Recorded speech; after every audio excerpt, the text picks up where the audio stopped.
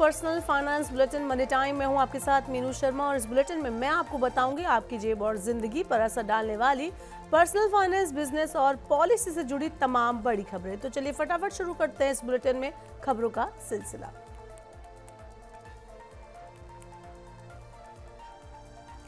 केंद्र सरकार ने सबका बीमा सबकी रक्षा नाम से नया इंश्योरेंस संशोधन बिल 2025 मंजूरी उसको दे दी है। इसका मकसद भारत के इंश्योरेंस सेक्टर को ज्यादा आधुनिक बनाना, ज्यादा लोगों तक बीमा की पहुंच लेकर जाना और रेगुलेशन को मजबूत करना है।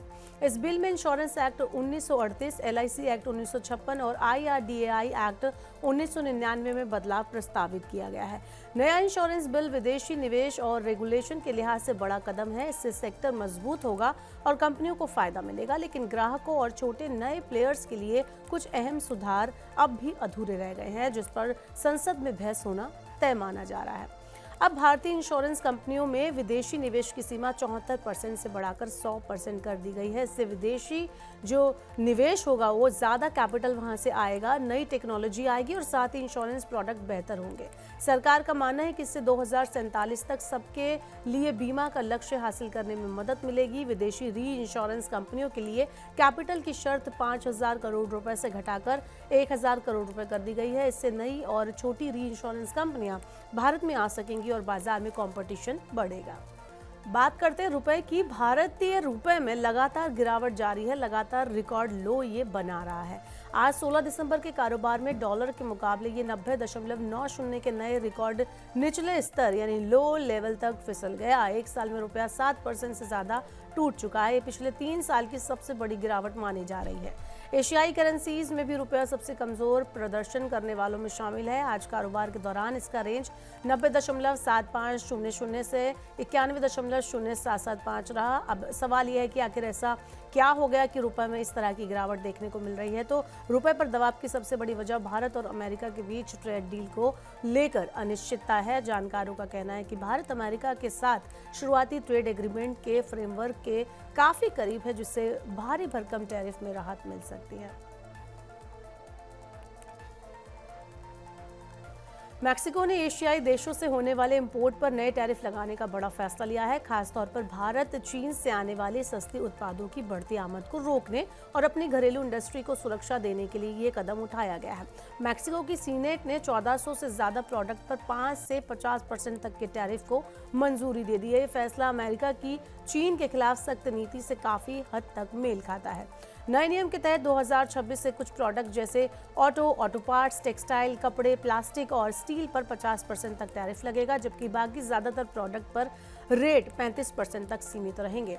राष्ट्रपति क्लाउडिया शेनबॉन इस कदम के जरिए स्थानीय प्रोडक्ट को बढ़ावा देना और अमेरिका के साथ व्यापारिक तनाव को कम करना चाहती हैं। नए टैरिफ अगले साल से लागू होंगे और इसके जरिए सरकार को बड़ी अतिरिक्त कमाई की उम्मीद भी है।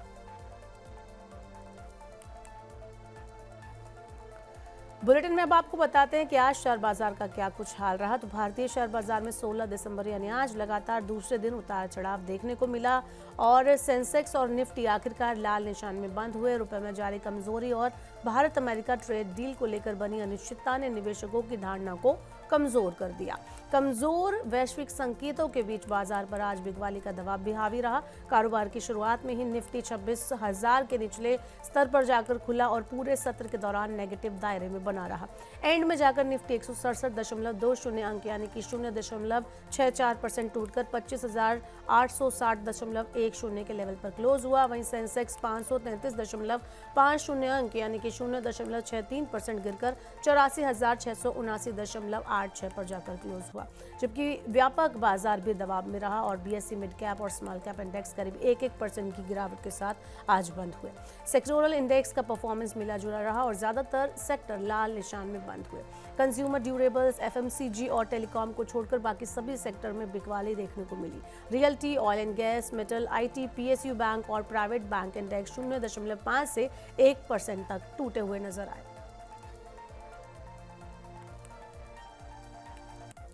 शेयर बाजार के बाद सोने चांदी के की तरफ हम रुख करते हैं और बताते हैं इसका क्या कुछ हाल रहा। तो कमोडिटी मार्केट में सोना वैसे तो हमेशा से ही चमकता हुआ नजर आता है, लेकिन अब चांदी गोल्ड से भी ज़्यादा चमकने लगी है। इसमें सालाना 150% की शानदार रैली देखने को मिली है। चांदी की कीमतों में आई ये तेज़ी इतनी ज़्यादा बढ़ गई है कि ये कच्चे तेल की कीमतों से भी आगे निकल गई है। चांदी ने 45 साल बाद नया इतिहास रचते हुए कच्चे तेल यानी क्रूड ऑयल को मात दे दी है।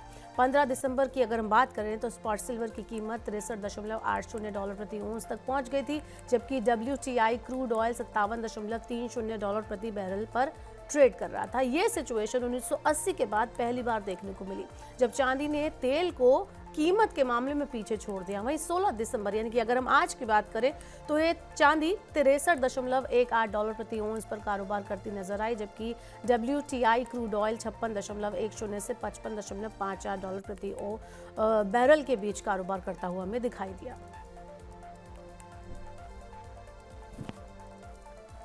टेक वर्ल्ड में देखते हैं क्या कुछ खास है। तो मोटोरोला ने भारत में अपना नया स्मार्टफोन मोटोरोला एज 70 लॉन्च कर दिया है, जो कंपनी की एज सीरीज का लेटेस्ट और प्रीमियम डिवाइस है।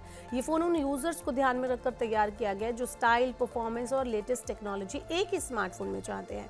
नया एज 70 ऑनलाइन और ऑफलाइन दोनों प्लेटफॉर्म पर अवेलेबल होगा। ये 3 पेन टोन कलर ऑप्शंस में पेश किया गया है। इसे प्रीमियम ये लुक देगा।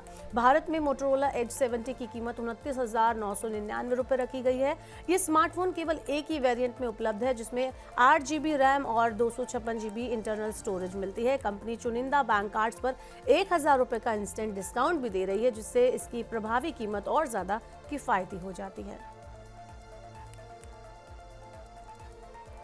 ऑटो सेक्टर की बात करें तो देश की सबसे बड़ी कार निर्माता कंपनी सुजुकी इंडिया पहली electric car Maruti Suzuki e Vitara को लेकर बड़े स्तर पर तैयारी में जुट गई है। कंपनी जनवरी 2026 से इस इलेक्ट्रिक एसयूवी की टेस्ट ड्राइव शुरू करने वाली है। कंपनी के senior executive officer Partho Banerjee ने एक मीडिया राउंड टेबल में इस बात की जानकारी दी। मारुति सुजुकी की ये पहली इलेक्ट्रिक एसयूवी कंपनी के प्रीमियम नेक्सा नेटवर्क के जरिए बेची जाएगी। कंपनी इस महीने यानी दिसंबर 2025 में 350 नेक्सा शोरूम्स में ई विटारा की डीलर डिस्पैच शुरू कर देगी, जबकि जनवरी 2026 में 150 और शोरूम को ये गाड़ी मिल जाएगी। इस तरह देश के कुल 500 नेक्सा शोरूम में ई विटारा टेस्ट ड्राइव के लिए आपके लिए अवेलेबल हो जाएगी। तो फिलहाल के लिए आज के मनी टाइम में इतना ही। वक्त हो गया आपसे विदा लेने का। अब आपसे होगी कल मुलाकात। पर्सनल फाइनेंस से जुड़ी खबरों को पढ़ने, सुनने, उनसे जुड़े खास कार्यक्रमों को देखने के लिए आप मनी 9 के यूट्यूब चैनल को जरूर सब्सक्राइब कर ले। साथ ही आज का हमारा मनी टाइम आपको कैसा लगा, नीचे कमेंट बॉक्स में अपना फीडबैक हमें जरूर दें। फिलहाल के लिए इस बुलेटिन में इतना ही। बने रहिए मनी 9 के साथ। नमस्कार, शुभ रात्रि।